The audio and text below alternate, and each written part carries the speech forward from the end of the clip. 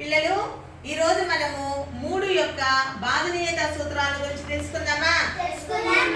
ఆ 3 బాధనీయత సూత్రం ఏమంటే, ఒక సంఖ్య యొక్క అంకమూలము 3 గాని 6 గాని 9 గాని ఉంటే ఆ సంఖ్య 3తో నిశ్శేషంగా భావించబడుతుంది.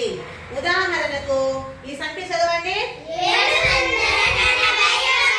741కి అంకమూలం కనుక్కోవాలి. అంకమూలము అంటే ఏమి? ఈ అంకెలన్నీ కలిపితే వచ్చేది. అంకెలన్నీ కలిపితే చూడండి, 7 + 4 + 1. 7 + 4 ఎంత? 11. 1 కలిపితే 12 అన్నప్పుడు ఇక్కడ 2 అంకెలు వచ్చింది కదా, దీన్ని 1 అంకె వచ్చే వరకు చేయాలన్నమాట. 1 + 2 ఎంత? 3. 741కి అంకమూలము 3 వచ్చింది కాబట్టి ఈ 741 అనేది 3తో నిశ్శేషంగా భావించబడుతుంది. అర్థమైందా? ఇప్పుడు ఎవరైనా ఇంకొక ఉదాహరణ చెప్పండి. 504.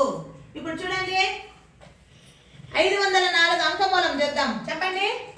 5 + 0 + 4. 5కు 0 కలిపితే 5 4 9. 504కు అంకమూలం 9 వచ్చింది కాబట్టి 504 అనేది 3తో నిశ్శేషంగా భావించబడుతుంది. అర్థమైందా?